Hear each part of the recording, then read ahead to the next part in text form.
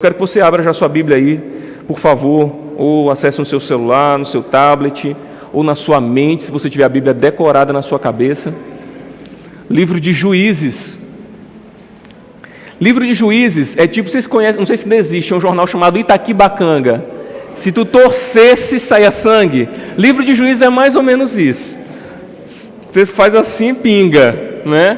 Mas, acima de tudo, a gente vê graça também, e é isso que a gente vai perceber, como que Deus, em meio à infidelidade do povo, à desobediência, o povo também sofre, né? Tem declínios, esse é um momento triste na história de Israel, mas também a gente vê a benevolência e a graça do Senhor sendo manifesta aqui nesse livro. Então, a gente vai meditar sobre a vida, a ação também de alguns juízes e ver a ação de Deus por meio da vida deles, né, e no meio daquele povo, e também a punição, a consequência do pecado, do afastamento, do distanciamento, a consequência da desobediência a Deus. Juízes capítulo 1, nossa meditação hoje vai ser o capítulo 1 inteiro e capítulo 2, versículos de 1 a 5. Mas nesse momento nós vamos fazer uma leitura até o versículo 21, e depois o resto do texto nós vamos lendo e explicando e aplicando, tá bom? Para que a gente ganhe tempo, então, nós vamos fazer a leitura dessa maneira. Fica com a Bíblia aberta aí, para a gente então fazer essa leitura juntos. Juízes capítulo 1, vamos ler até o versículo 21. Depois da morte de José, os israelitas perguntaram ao Senhor: quem de nós será o primeiro a atacar os cananeus? O Senhor respondeu: Judá será o primeiro. Eu entreguei a terra em suas mãos. Então os homens de Judá disseram aos seus irmãos de Simeão: venham conosco ao território que nos foi designado por sorteio e lute contra os cananeus. Iremos com vocês para o território que lhes foi dado. E os homens de Simeão foram com eles. Quando os homens de Judá atacaram, o Senhor entregou os cananeus e os ferezeus nas mãos deles, e eles mataram 10.000 homens em Bezeque. Foi lá que encontraram Adoni-Bezeque, lutaram contra ele e derrotaram os cananeus e os ferezeus. Adoni-Bezeque fugiu, mas eles o perseguiram e prenderam, e lhe cortaram os polegares das mãos e dos pés. Começou, viu? Prepara aí. Então Adoni-Bezeque disse: 70 reis com os polegares das mãos e dos pés cortados apanhavam migalhas debaixo da minha mesa. Agora Deus me retribuiu aquilo que lhes fiz. Eles os levaram para Jerusalém, onde morreu.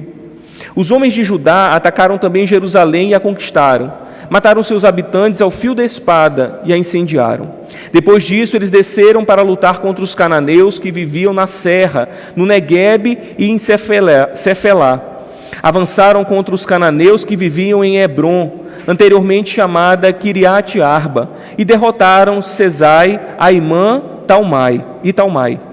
Dali avançaram contra o povo que morava em Debir, anteriormente chamada Quiriate Zefer, e disse Calebe: darei minha filha Axa em casamento ao homem que atacar e conquistar Quiriate Zefer. Otoniel, filho de Quenaz, irmão mais novo de Calebe, conquistou a cidade. Por isso Calebe lhe deu sua filha Axa por mulher. Um dia, quando já vivia com Otoniel, ela o persuadiu a pedir um campo ao pai dela. Assim que ela desceu do jumento, Calebe lhe perguntou: o que você quer? Ela respondeu: dê-me um presente, já que o Senhor me deu terras no Neguebe, dê-me também fontes de água. E Calebe lhe deu as fontes superiores e as inferiores. Os descendentes do sogro de Moisés, o queneu, saíram da cidade de Palmeiras com os homens de Judá e passaram a viver entre o povo do deserto de Judá, no Neguebe, perto de Arade. Depois, os homens de Judá foram com seus irmãos de Simeão e derrotaram os cananeus que viviam em Zefate e destruíram totalmente a cidade. Por essa razão, ela foi chamada Ormá. Os homens de Judá também conquistaram Gaza, Ascalon, Ecrom e com seus territórios. O Senhor estava com os homens de Judá. Eles ocuparam a Serra Central, mas não conseguiram expulsar os habitantes dos vales, pois estes possuíam carros de guerra feitos de ferro. Conforme Moisés havia prometido, Hebrom foi dada a Calebe, que expulsou de lá os 3 filhos de Enaque. Já os benjamitas deixaram de expulsar os jebuseus, que estavam morando em Jerusalém. Os jebuseus viviam ali com os benjamitas até o dia de hoje. Pai, essa é a Tua palavra, inerrante, infalível, inspirada e suficiente, autoritativa. Que Teu Espírito Santo nos ensine, Pai, através do livro de Juízes, para que sejamos edificados para a glória do Teu Filho Jesus. Amém. Você já deve ter ouvido a expressão castelo de areia, que significa algo que é grandioso, pode ser visto, admirável, mas que não tem solidez, que não tem firmeza, que não se sabe às vezes em que condições aquele castelo, aquele monumento foi construído. Às vezes é assim que a igreja se encontra. Se por um lado a gente vê um avanço, um crescimento numérico, cultos lotados, por outro lado nós vemos um evangelho superficial, sem a doutrina apostólica, a pureza da doutrina apostólica.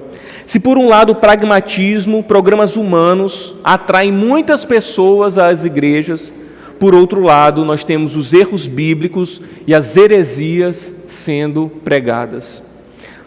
A igreja vai mal em muitos aspectos, a igreja está numa situação difícil, mas a igreja também está num bom momento.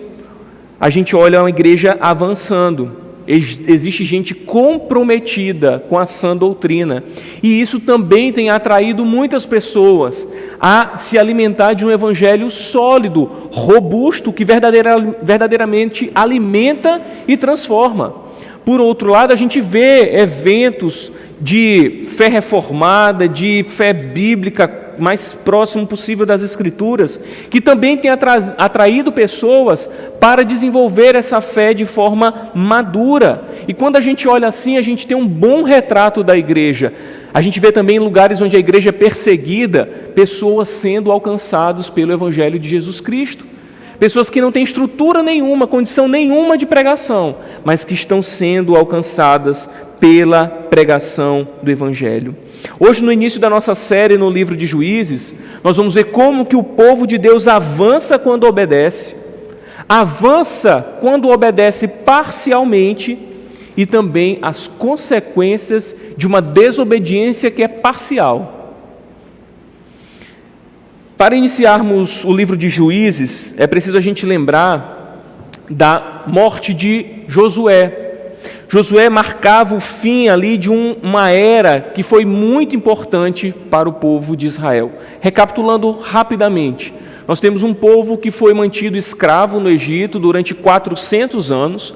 Então, Deus levanta Moisés como um libertador daquela nação. Aquele povo, então, sai do Egito e passa 40 anos no deserto, caminhando porque havia sobre eles uma promessa de que Deus havia preparado uma terra, havia preparado um lugar para eles, um lugar especial. E naquele lugar, aquele povo ainda, que ainda não era uma nação, se tornaria referência para as outras nações idólatras, distantes de Deus, como um modelo de um povo que obedecia a Deus, um povo moralmente correto, e um povo que desprezava a idolatria, a imoralidade. Mas naqueles 40 anos do deserto, muitas coisas aconteceram, e a gente viu um povo que murmurou, um povo que reclamou, um povo que sentia saudade de onde estava lá no meio do Egito. E Deus ali naquele deserto foi tratando desse povo, modificando, e a prova de que o coração daquele povo ainda estava tão endurecido é que apenas 2 estavam aqui muito próximos dessa situação, de todos aqueles que saíram do Egito. Esses 2 são Josué e Calebe, que foram responsáveis ao se aproximar daquela terra prometida, a espiar aquela terra, identificar o que tinha ali e trazer as notícias para o povo de Israel.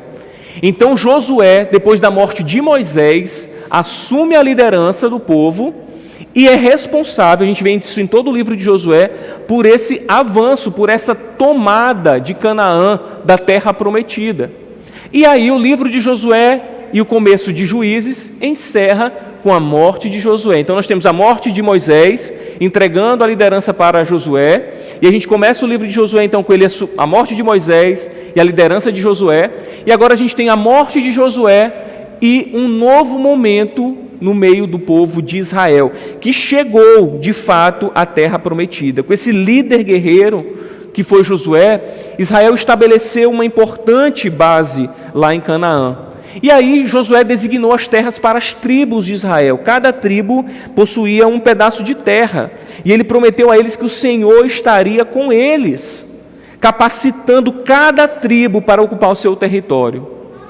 Ele lembrou que Deus havia lutado por eles e havia cumprido a promessa de guiá-los para a terra e dando vitória para eles diante de um exército inimigo. Então, da mesma forma que Josué lembrou aquele povo de que Deus estaria com eles, os lembrou também de que o povo não deveria adorar os deuses da terra, não deveria fazer alianças com o povo que estava estabelecido naquela terra, com aqueles povos pagãos que viviam ali. Não deveriam seguir os mandamentos daquele povo.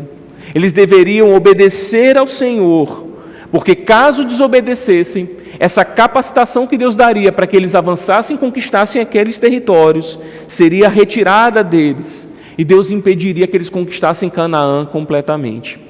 O livro de Josué é uma amostra, meus irmãos, de como Deus é fiel em suas promessas e como o povo deve andar em obediência a Ele por causa da sua fidelidade.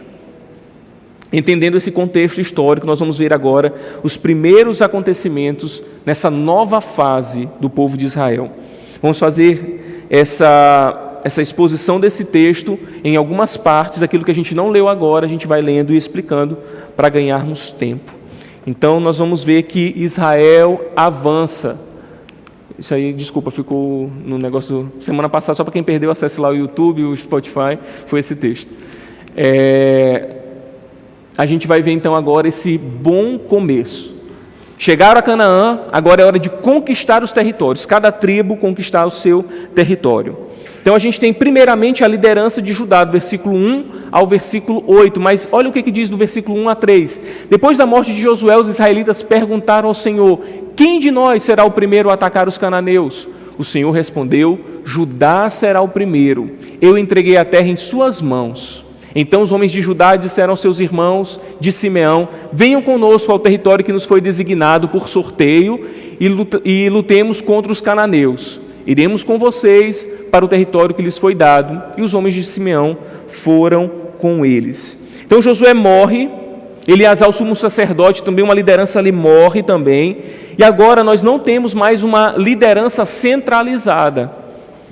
Cada tribo tem o seu líder, mas não há um líder que unifique todo o povo, que junte todo o povo de Israel. Então esse primeiro capítulo já é um preparo para tudo que virá ao longo do livro de Juízes. A gente vai conseguir entender a partir desse primeiro capítulo.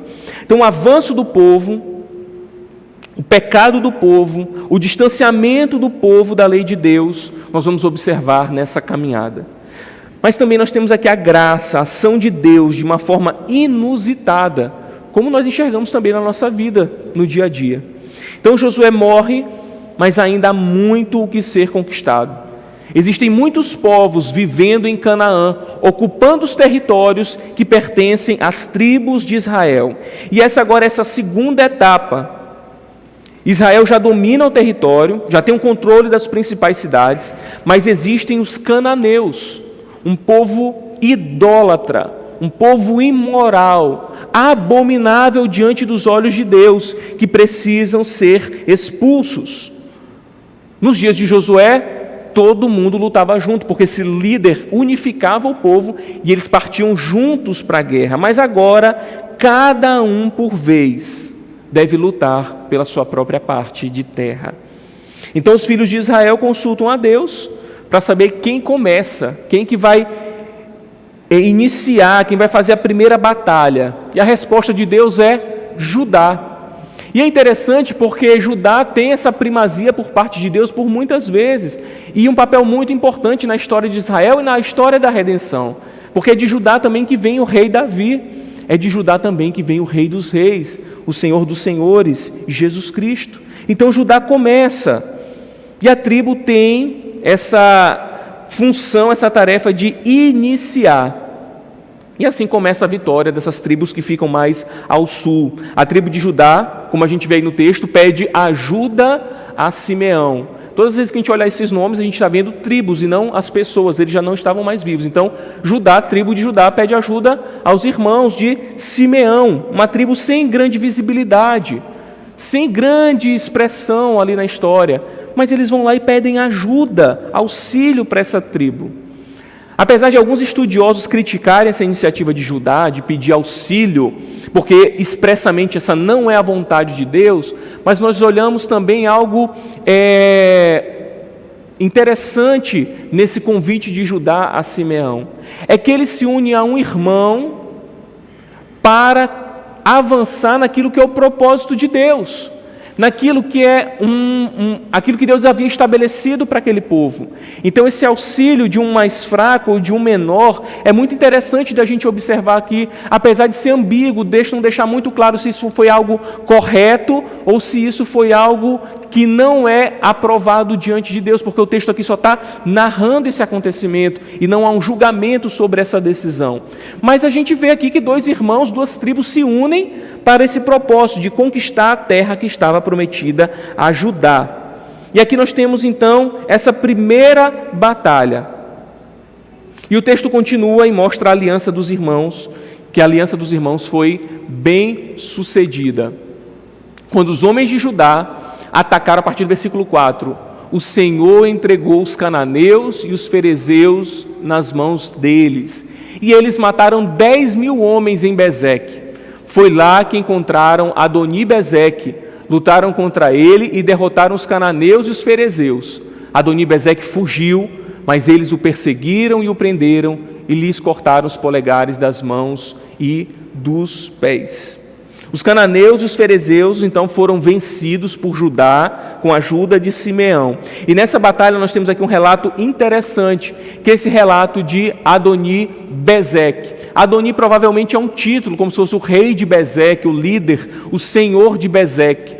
E eles encontram este homem, prendem este homem, mas fazem algo que é terrível, que parece ser uma crueldade, um sinal de tortura.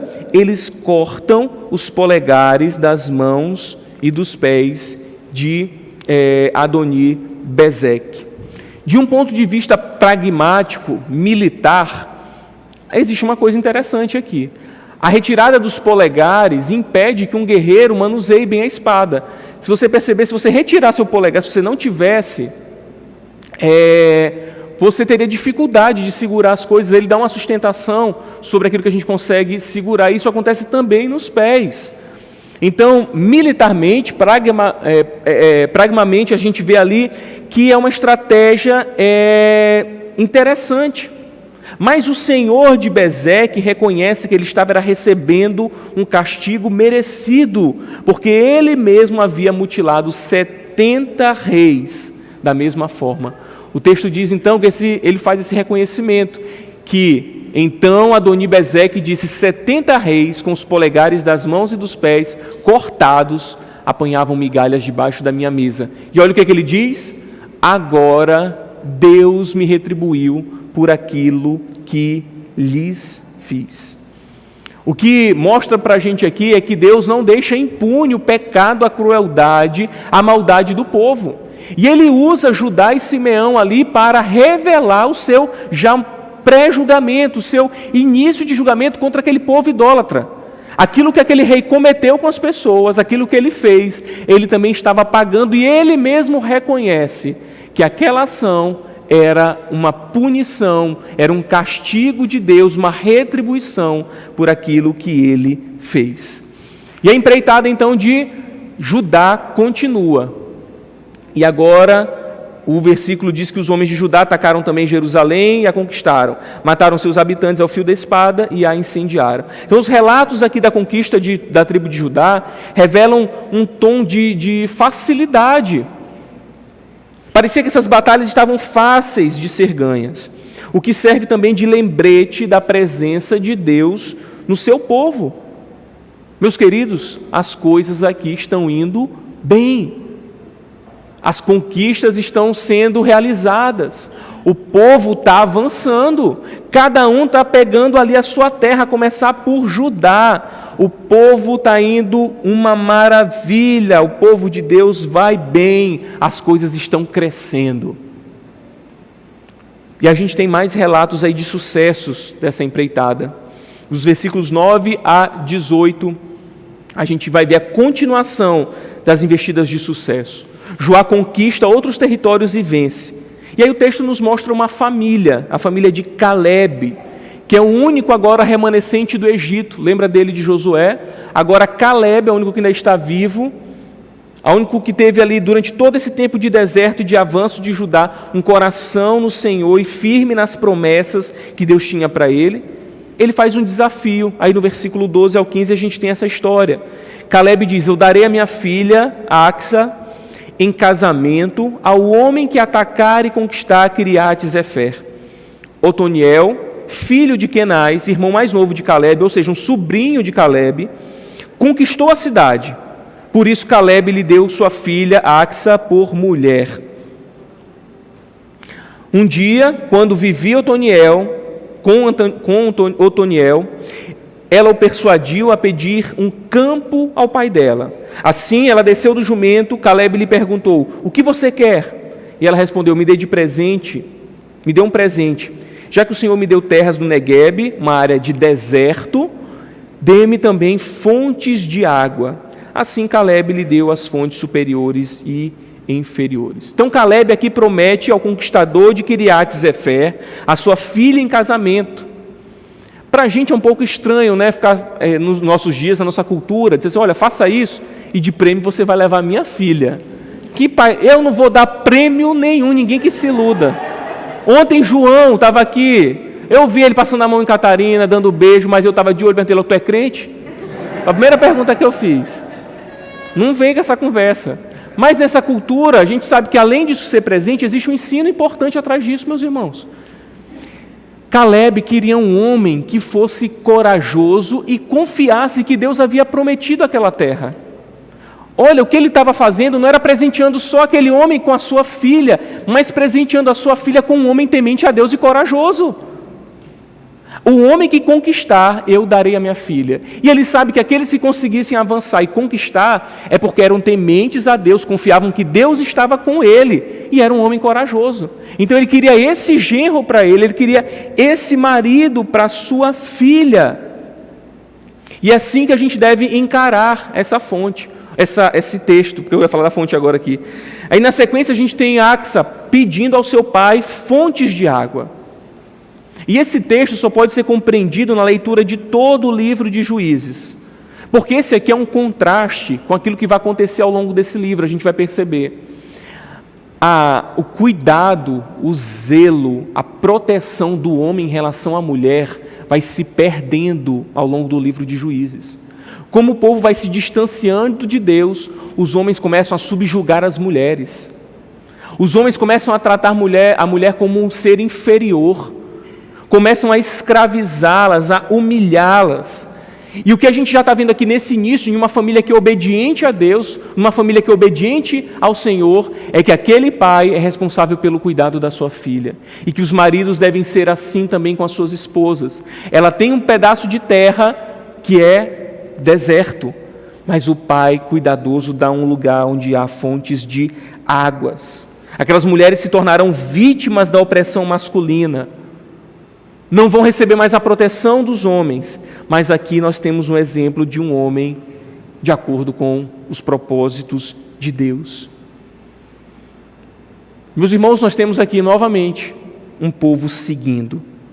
E aí depois que Judá cumpre sua promessa, depois de Judá avançar e conquistar as terras, ele cumpre a sua promessa de ajudar Simeão e derrotar os cananeus que viviam em Zefate. E os homens de Judá ainda conquistaram Gaza, Ascalon e Ecrom e todos os seus territórios. O povo avança, Deus está com eles. Uma tribo mais forte conquista os seus territórios, a tribo menor também conquista os seus territórios. Cada um está fazendo o que precisa ser feito, obedecendo a ordem de Deus e seguindo. Está tudo bem. É uma maravilha o que está acontecendo com o povo de Deus. É uma maravilha o que está acontecendo com Israel. Só que não. É um bom começo, mas nem tanto. Olha o que o texto continua dizendo. O Senhor estava com os homens de Judá. Eles ocuparam a Serra Central, mas não conseguiram expulsar os habitantes dos vales, pois estes possuíam carros de guerra feitos de ferro. E aí a gente tem um prenúncio dos problemas que irão acontecer. O Senhor estava com os homens de Judá. Eles ocuparam a Serra Central, mas não conseguiram expulsar os habitantes dos vales. Por qual motivo? Porque eles tinham carros de guerra feitos de ferro. O Senhor estava com eles, eles venciam todas as batalhas, mas deram de cara com os habitantes do vale e não os expulsaram, porque eles tinham uma tecnologia militar melhor do que a deles. Carros de ferro? Mas Deus não estava com eles? Deus não tinha prometido estar com eles em todas as batalhas, na conquista dessa terra? Carro de ferro? Ou será que Deus só estava ali presente para enfrentar povos com menos tecnologia militar, com menos estrutura, com menos poderio? Meus irmãos, por vezes o povo de Deus avança, mas apenas até onde parece fácil, apenas até onde é conveniente, apenas até onde a gente acha que pode fazer na própria força. Mas quando nos deparamos com algo que é difícil ou que nós não conhecemos, nós retrocedemos ou estagnamos. A fé, a confiança no Senhor só vai até onde parece possível. Só que Deus disse: estou com vocês. Mas a incredulidade chega e, consequentemente, a desobediência. O Senhor estava com Judá e, mesmo assim, eles não expulsaram os habitantes dos vales por causa dos seus carros de ferro. Aqui parece que há uma sensatez, que há uma razoabilidade aqui. Afinal de contas, como é que a gente vai enfrentar um exército que tem um carro de ferro?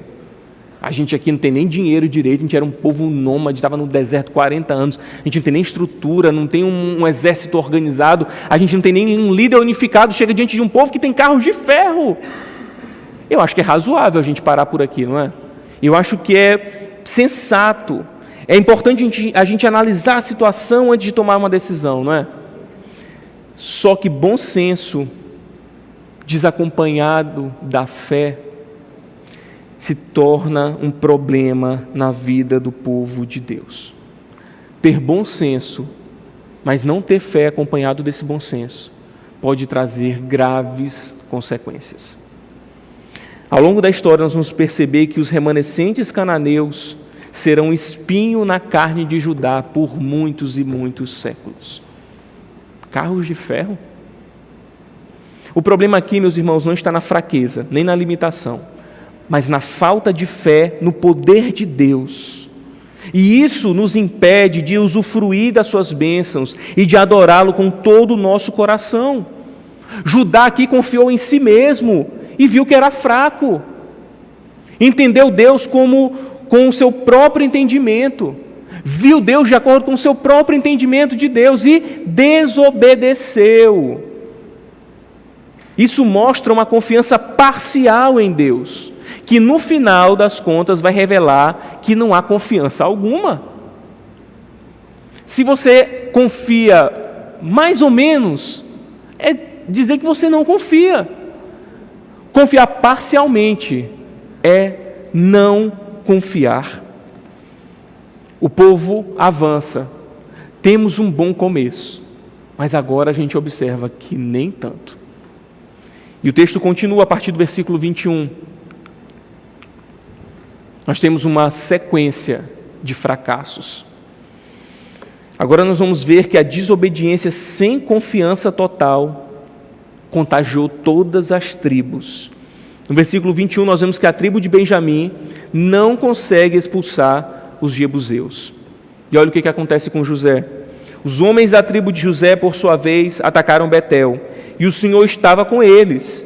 Enviaram espias a Betel, anteriormente chamada Luz. Quando os espias viram um homem saindo da cidade, disseram-lhe: mostre-nos como entrar na cidade, e nós lhe pouparemos a vida. Ele mostrou como entrar, e eles mataram os habitantes da cidade ao fio da espada, mas pouparam o homem e toda a sua família. E olha o que aconteceu com esse homem. Ele foi, então, para as terras dos hititas, onde fundou uma cidade e lhe deu o nome de Luz, que é o seu nome até o dia de hoje. Qual que era a ordem de Deus? Vão, expulsem esse povo de lá, não deixe ninguém. Mas o que a tribo de José faz? Um acordo. Usa uma estratégia humana, porque afinal de contas na guerra é bom a gente usar estratégia, né? Mas essa não era a ordem de Deus. Ele faz um acordo, uma aliança com um cananeu, e o que aquele homem que é poupado faz? Estabelece uma cidade com a sua família.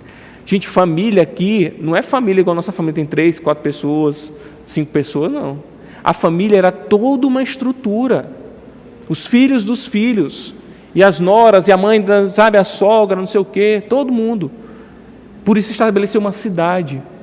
Aquela aliança errada vai trazer na frente graves consequências. Agora, em vez de menos um tanto de cananeus, eu tenho um povo cananeu estruturado numa cidade, porque eu fiz uma negociação. A casa de José fez um acordo com o cananeu, em vez de confiar em Deus. Manassés, continuando no texto, expulsou vários habitantes do seu território. Parece que eles não foram expulsos porque Manassés não tinha força para isso. Mas aí quando eles se fortalecem, decidem sujeitá-los ao trabalho forçado. E o que nós temos aqui é uma estratégia humana sobrepondo a ordem de Deus. Do ponto de vista econômico, é interessante manter ali escravos trabalhando, manter um povo subjugado trabalhando, em vez de expulsá-los. Só que não para por aí. Até o final do capítulo 1, nós temos um péssimo relatório de guerra. Do versículo 29 a 32, Efraim também não expulsou os cananeus que viviam em Gezer. Mas os cananeus continuaram a viver entre eles. Nem Zebulon expulsou os cananeus que viviam em Quitron e em Naalol, mas estes permaneceram entre eles e foram submetidos a trabalho forçado. Nem Azé expulsou os que viviam em Aco, Sidom, Alabe, Axibe, Elba, Afeque e Reobe. E por esse motivo, o povo de Azer vivia entre os cananeus que habitavam naquela terra. Qual é o cenário que nós temos aqui das tribos? Não expulsando, mas subjugando. É um refrão perigoso que se repete nesse capítulo 1.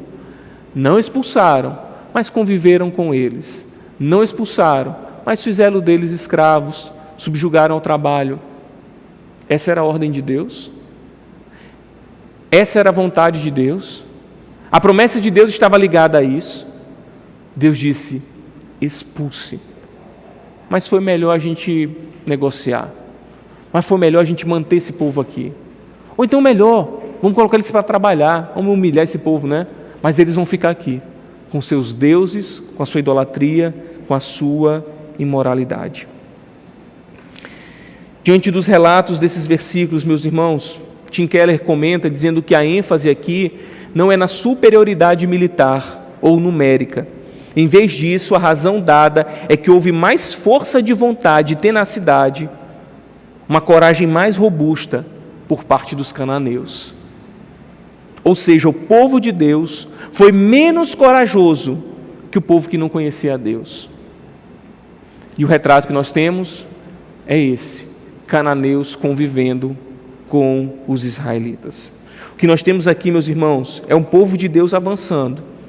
Na primeira leitura, parece que está tudo indo bem. Se você pegar esse capítulo 1, dê uma leitura assim, superficial, rápida, poxa, estão conquistando, estão subjugando um povo, está tranquilo, estão avançando, os territórios estão sendo conquistados, as coisas estão caminhando. Territórios agora são habitados pelo povo de Deus. Aparentemente é o que Deus quer. Aqueles que saíram do Egito, lá no começo, nem poderiam imaginar que agora estariam numa situação como essa, tendo territórios em Canaã. Não poderiam imaginar essa vitória maravilhosa. Mas o que nós temos aqui é um povo que nem confia e nem obedece completamente ao Senhor. E a gente vê isso se repetindo em cada guerra. Os cananeus continuavam a conviver com eles. É um mais, bem grandão. Eles conquistavam, mas os cananeus continuavam convivendo com eles. A convivência com os cananeus era a convivência também com seus ídolos, com a sua cultura. Eram como minas escondidas, esses ídolos que estavam ali presentes, dormentes em Juízes 1, prontos para derrotar a vida espiritual do povo de Deus. Por vezes, meus irmãos, é assim que a igreja pensa estar. Às vezes nós olhamos determinadas coisas e pensamos, Deus está nisso, ou está indo tudo bem. Não é exatamente o que Deus pediu, mas está crescendo, mas está cheio.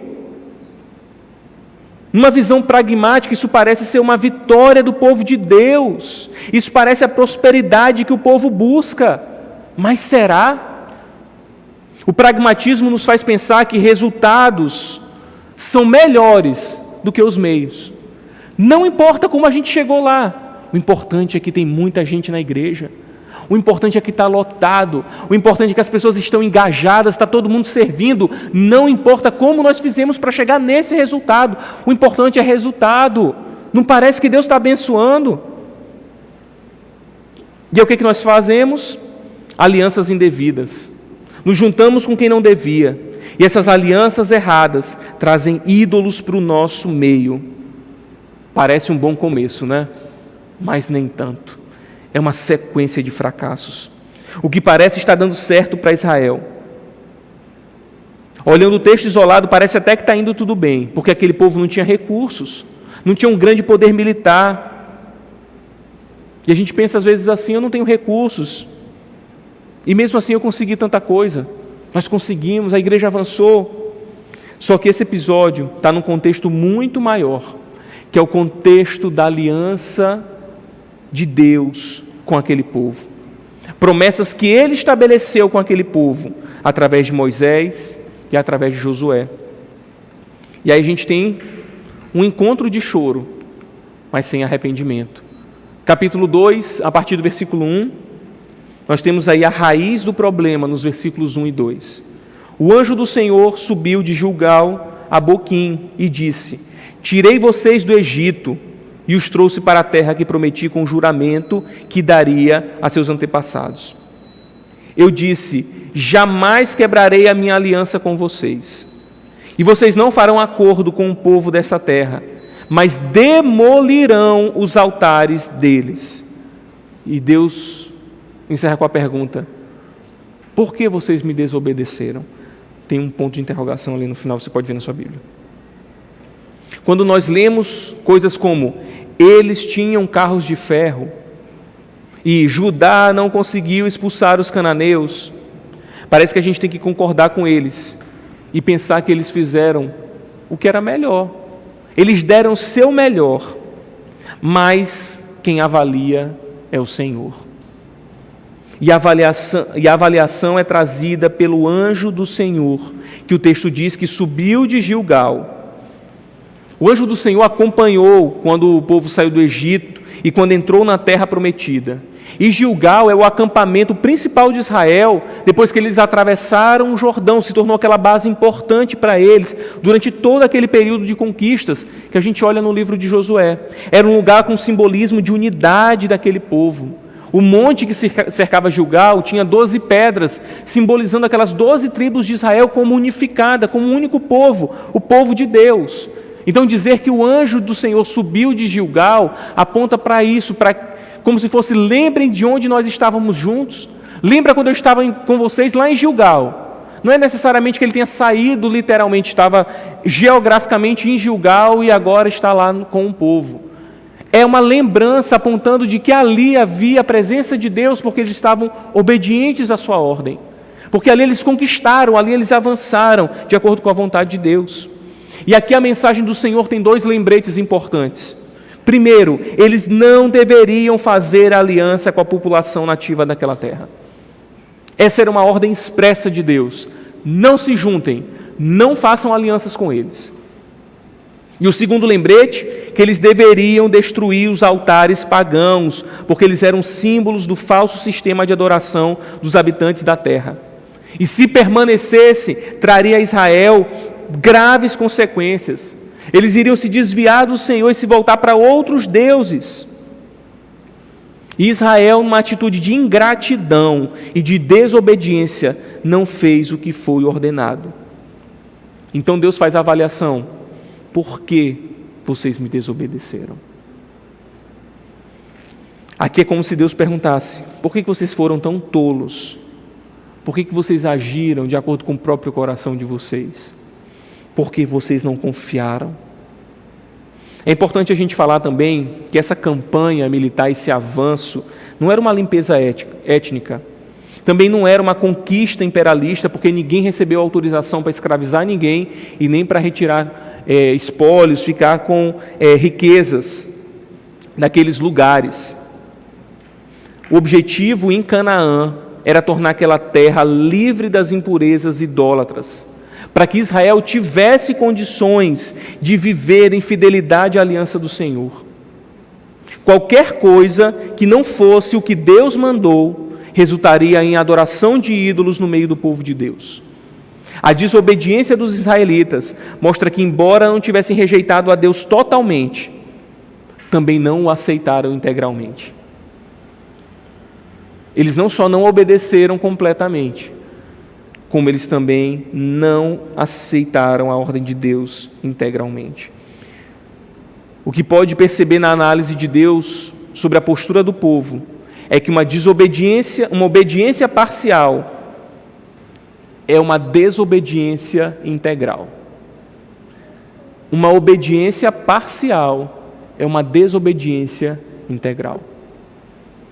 Dê uma ordem para o seu filho, você que é pai, você que é mãe. E o seu filho vai lá e obedece pela metade. Ele está revelando que ele não obedeceu. Assim nós agimos com os nossos pais quando nós éramos pequenos. Agora não, agora todo mundo é obediente, depois de velho, barbado, né, cabelo branco. Só que não. Mas não é assim, quando a gente recebe uma ordem e a gente cumpre pela metade, qual é a visão que a gente tem? De que ele não falou, não obedeceu, que ele não seguiu a ordem. A avaliação de Deus para aquele povo também é essa.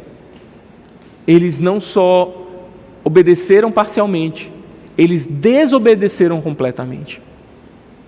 Uma coisa está completamente ligada à outra. O que a gente pode perceber aqui são graves consequências. Durante a batalha, Judá disse: nós não conseguimos. E agora a gente ouve Deus dizer: vocês não quiseram. E quantas vezes, meus irmãos, nós dizemos não consigo, e na verdade a gente está dizendo eu não quis. Isso é algo que nos confronta. Quantas vezes nós dizemos não consigo, mas na verdade nós não quisemos. Mas a maior parte desse livro vai mostrar a fidelidade de Deus apesar da nossa desobediência. Deus, com a sua infinita graça, não desiste do seu povo. Os israelitas insistiram nisso. E o resultado, portanto, eu acho que está na frente aqui, versículo 3. Portanto, agora lhes digo que não os expulsarei da presença de vocês. Eles serão seus adversários, e os deuses deles serão uma armadilha para vocês. Qual que é a punição de Deus para os israelitas? Vocês vão ficar do jeito que vocês estão. Às vezes é melhor tomar logo uma surra que a gente aprende e se conserta, né? Mas Deus está dizendo o que aqui? A consequência do pecado de vocês é o que vocês já estão vivendo. Meus irmãos, não há nada pior do que sermos entregues à nossa própria sorte. Não há nada pior do que sermos entregues ao nosso próprio desejo. É como se Deus dissesse: vocês quiseram isso daí, a punição de vocês vai ser, sejam isso daí. Lembra de Jesus ensinando oração no Sermão do Monte, lá no capítulo 6 de Mateus? Ele vai dizer que aqueles que oram publicamente, que levantam suas mãos, já receberam sua recompensa. Eles queriam era reconhecimento. Deus está dizendo, em outras palavras, numa situação contrária, fazendo a mesma coisa aqui. É isso que vocês querem? Vocês já estão recebendo a punição de vocês. Não existiria nada pior para aquele povo do que manter os cananeus vivendo entre eles. Meus irmãos, às vezes, a gente continuar praticando o mesmo pecado já é a consequência de sermos desobedientes a Deus. A gente continuar praticando os mesmos pecados e afogados nos mesmos erros, nas mesmas ofensas ao Senhor, a consequência, continuarmos mergulhados nesse pecado. Continuarmos pecando e fazendo as mesmas coisas. Às vezes a punição do pecado é a própria prática do pecado. E o texto continua dizendo, quando o anjo do Senhor acabou de falar a todos os israelitas, o povo chorou em alta voz. E o lugar chamaram Boquim. Ali ofereceram sacrifícios ao Senhor. Deus fez uma avaliação da conquista parcial que os israelitas tiveram. Isso encheu eles de tristeza. Eles choraram. Mas nós vamos ver ao longo da história que o choro não quer dizer arrependimento. Aquele lugar ficou marcado pela tristeza, mas o povo se envolveu com os ídolos cananeus. É duro a gente ter o nosso pecado jogado na nossa cara. É duro a gente ver os nossos erros sendo expostos assim, a gente chora, a gente se entristece, mas nem sempre a gente se arrepende. Essa era a realidade daquele povo aqui.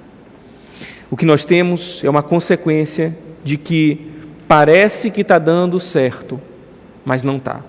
O que temos são vários sinais de avanço, mas não completamente. Temos o cumprimento parcial de uma promessa, porque o povo obedeceu parcialmente. Nem tudo que parece estar indo bem, está de fato bem. Nem tudo que aparenta ser piedoso, de fato é piedoso. Aquele povo avança aparentemente, mas não está tão bem assim. O avanço era às custas da desobediência a Deus. Devemos andar vigilantes, meus irmãos, para não comprometermos a nossa identidade como povo de Deus, abraçando os deuses da nossa cultura, fazendo negócios que nós não devemos, alianças que são proibidas pelo Senhor. Isso acontece muitas vezes, e quando acontece, a gente cai no equívoco de atribuir o poder ao inimigo. A nossa ineficiência, quando na verdade a razão é a nossa pecaminosidade, que é revelada na nossa incredulidade. A gente vai dizer o quê? É porque eles têm cavalos de ferro. Mas na verdade, nós somos desobedientes. Na verdade, é o nosso pecado que não quer que a gente saia daquela situação. E a gente vai dizer, é mais forte do que eu. É muito difícil. Não consigo fazer isso. Mas Deus está dizendo, você está no seu próprio pecado e na desobediência. Aos Coríntios, Paulo vai dizer que Deus não nos dá a tentação maior do que nós podemos suportar. Nós devemos avançar não na nossa própria força, mas na força do Senhor, confiando e segurando as suas promessas. E a gente encerra com um problema aqui. Nós temos um Deus que não pode quebrar a sua aliança e a sua fidelidade, e um povo que é desobediente. Mas Deus disse, eu estarei com vocês. Mas eles são desobedientes. E como resolve esse problema? Como é que Deus vai permanecer fiel se o povo permanece infiel? Meus irmãos, nós temos a cruz de Cristo, onde um homem justo, sem pecados e puro, se tornou pecado, se tornou maldito. Levou sobre ele os nossos pecados e essa nossa desobediência para que desfrutássemos das bênçãos da aliança de Deus para com seu povo. Hoje Deus cumpre em nós a sua aliança, as suas promessas, não por aquilo que nós somos, mas por confiar no sacrifício de Cristo Jesus. Nós temos a solução de tudo isso no nosso Senhor e Salvador, que foi obediente, que foi fiel até a morte, e morte de cruz, para que nós agora não vivêssemos mais debaixo da ira e da condenação, porque Ele levou sobre Ele a condenação e a morte, para que nós tivéssemos vida. Louvado seja Deus por isso. Esse primeiro capítulo de Juízes é um contexto para nós compreendermos de um povo que começa a uma obediência parcial, revelando que o seu coração está distante de Deus, está incrédulo, está desobediente. E ao longo desse livro nós vamos ver diversas consequências. Que a gente saia daqui hoje, meus irmãos, lembrando de que nós temos uma identidade em Deus, como povo dele, e não devemos nos colocar como coitados e vítimas diante das tentações, diante das lutas, das adversidades que se levantam contra nós, porque aquele que prometeu é fiel para cumprir a sua promessa.